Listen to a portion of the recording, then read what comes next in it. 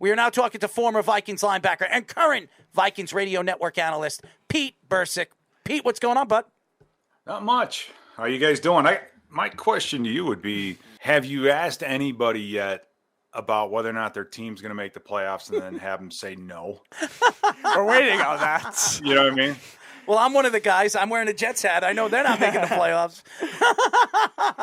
The Jaguars are making the playoffs. Yeah. You know what? That would be the way to challenge that theory. I need like a Jaguars or like a Lions guy on or something like that. I mean, but then there's that whole thing about ratings, too. That's true, too. I mean, as a Jet fan, I already know. Listen, I think the Jets are very talented. They have a lot of young talent, but we don't know if they have a quarterback. So, again, going into the season, their starting quarterback's not going to be playing until probably week 4. So you're going into the season with I think Joe Flacco's still a quality quarterback, but he's a veteran quarterback that's like 40 years old, and he's going out there as your starting quarterback. So that scares me as a Jet fan. And what happens if he gets hurt? Who are you going to trust? And that's the problem. I mean, but then again, who has a good backup quarterback? I mean, you can't.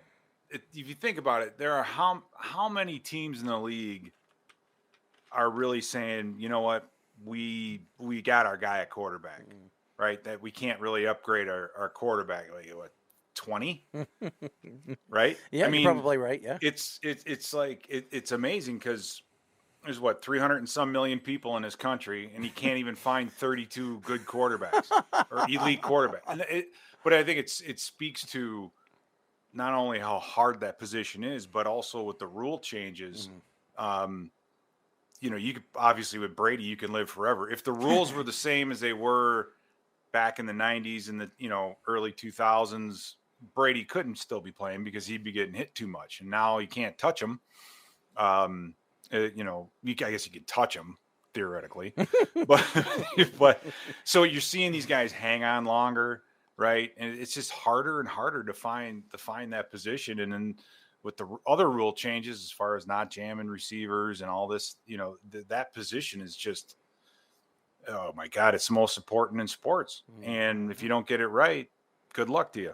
You can touch them. You just can't put your body weight on them. Yeah, right.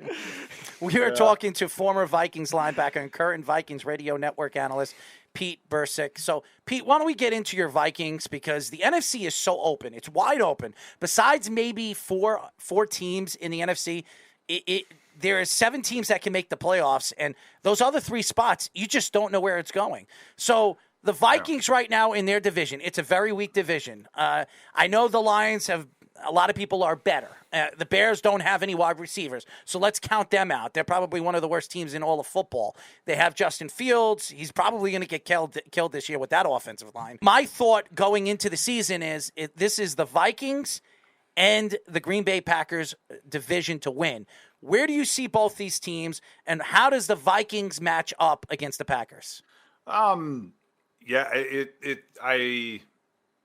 I agree with you on. I mean, it's a huge game for an opening game, right? It's your the rival, the 2 teams you expect to battle for the division.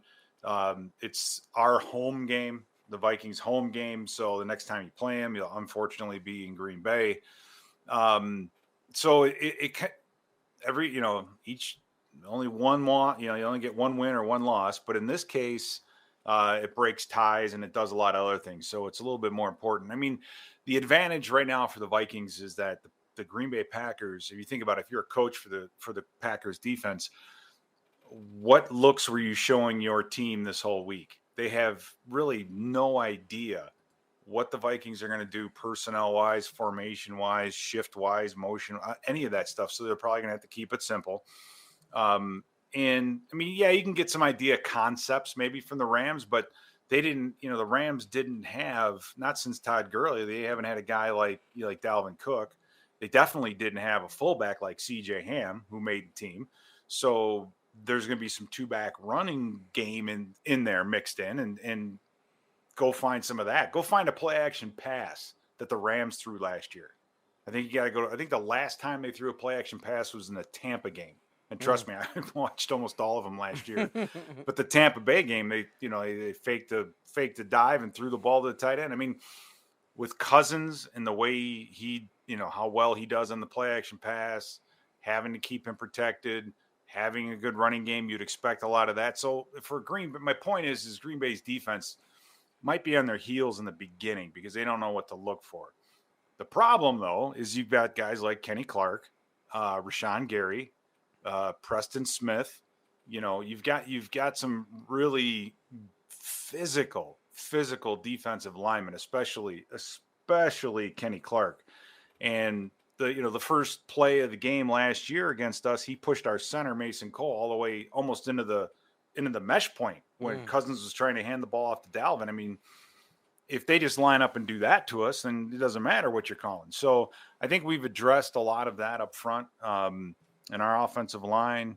I mean, so many things have happened since we last talked. We could do another hour on this. But so many, so I think so many of the problems have been addressed. We didn't have that many in the offensive line, but I think, Ingram starting at guard, he's a kid who at 18 years old started 12 games for LSU. So you've got an 18-year-old kid out there playing major college, Division I college football, and he obviously kept his job throughout the season. So he's used to being young and being in big spots. So I have, he's still a rookie, but you have a lot of confidence, and he's going to get a baptism under fire when he has to block Kenny Clark one-on-one for the first time. So, but so in that respect, we have an advantage. I mean, defensively, we have a whole new system as well. Zadarius Smith is one hell of a good ball player. He's a good outside linebacker. He's a very, very good interior pass rusher on third down. So I would expect to see him lining up over guards and over the center a lot on third down, not necessarily, coming off the edge. Danielle Hunter, but we haven't seen Danielle in almost 2 years. And so getting him back on the field will be exciting. So it's I don't know what to expect in so many ways. We haven't seen probably half of our starters. They didn't play a snap of preseason. So we have no idea what they're going to look like. And then throw that into a big home game, 3:25 kickoff, against your rival. I mean, the NFL knows how to do it. Whoever does the scheduling does a pretty damn good job, and they probably make a lot of damn money, a lot more than you and me combined. So I'm excited. It's going to be fun. I can't stand the Packers. I don't like them. You got to respect them because they're good, but I just want to see the purple come out. It'll be a huge win. What a way to start the season. New GM, new head coach, the whole thing. Whoever picks the schedule for the NFL, I want to choke, okay? I just want to grab him by his neck and choke him to death. Because if you're a Jets fan, it doesn't of course, make sense. Look at the schedule the Jets have had in the last 3 years. Last year, they had the fifth hardest schedule. The year before that, it was the sixth. This year, they have like the fourth. It doesn't make sense. None of it does. But here's the thing: if you end up being like Cincinnati all of a sudden, and now they're going to have a bunch of Monday night, Sunday night, prime time type games, you got to. Green Bay always gets the benefit of the doubt when it comes to the schedule, and I know a lot of people are going to roll their eyes at that one, but I'm telling you, I don't know how many times we've played them on a short week in their place, or just weird things like that. So yeah, I agree with you. I mean, in that respect, yeah. I mean, I don't. How would I say this? Yes, the schedule is made harder on teams, and unfortunately, I think they make it harder on some of the teams that are struggling. Yeah, so your Jets. Screw the Jets. Let's throw them. Let's throw them to the Wolves. And the problem with the Jets, though, is every game's a road game. Because, they got to go from Long Island out to New Jersey, right? That's a 2-hour bus ride. So you may as well throw them on a plane. I mean, I had a coach who Ted Cottrell was with the Jets, and he's like, yeah, every game was a road game, and then everybody leaves early to beat the traffic through the tunnel on the way back if the game isn't close. And it's a tough spot for you, man. You're in a tough spot. Tell me about it. I feel for you. Well, I feel for myself too. I've been a Jet fan since 1982, since the day I was born. And besides the fact that I like the green and white, boy, oh boy, and they keep talking about Joe Namath. Joe Namath, he was a Hall of Famer. You want to say he was great? That's fine. I never got a chance to see him play. I've met him a couple of times. Nice guy. Is he one of the elite quarterbacks of all time? He's not. Let's be honest with each other. He's just not. He's not. But I love him. He won a championship for the Jets. I wasn't alive to see it, so I don't care. Hey, but at least you guys have one in your history. I mean, you look at us. We lost 4 Super Bowls. I've played in 2 NFC championship games, called 2 other ones on the radio, 0-4. I think we're 0-5 in our last 5 NFC championship games. So, you know, I can hear you a little bit, but at least you have that one. Pete, I grew up in Chicago, right? Pete, in 85, I'm 14 years old. The Bears win the Super Bowl. It's like, that's like the perfect age, right? As a kid, 13, 14 for your team, you know, to win it all. So even if they're terrible now, who cares? They won a Super Bowl, right? They have a Lombardi trophy. They got one. Who cares? Pete, let's be honest here. Let's be honest with each other. Okay, that organization has been a complete catastrophe. Okay, the last time the Jets have been the longest droughted team in the NFL since the last time they stepped on a football playoff game. Okay, how long's it been? It's since 2010. 2010. Yeah, Yep. 2011. It's been almost 11 years since the Jets have played a playoff football game. Okay, Just switch teams. I can't. I wish. I mean, I get shots taken at me because still wear you go wearing your Mark Gastineau jersey and I wasn't He even did it with alive. hockey. Maybe he could do it with football. Well, yeah, this is where I get shots taken at me. When I was 12 years old, the Rangers traded my favorite player to the Vancouver Canucks, and then the Rangers won a Stanley Cup in '94. So when he went to the Islanders, I became who are you speaking about? John Van What player? Beesbrook. John Okay. Van Beesbrook, Right. who Thank you. I'm a big fan of. I actually, me and him still have conversations. We're friends on not only on the radio shows, but he's one of the guys that run USA Hockey. I was a big hockey player. I have nothing but my utmost respect for Johnny. And over the years, I've been getting shots taken out since I've started this radio show and throughout radio networks. Ranger fans have killed me on social media because I have all of a sudden become an Islander fan. Okay, from a Ranger fan to an Islander fan, they want to cut my head off. Okay, Now, did you also abandon the Nets, the Mets? No. And see what I mean? If you But I wasn't a abandoned the Met Nets, fan. Mets, and Jets, and then went Rangers, Yankees, then yeah, I could see you not being able to step on a subway.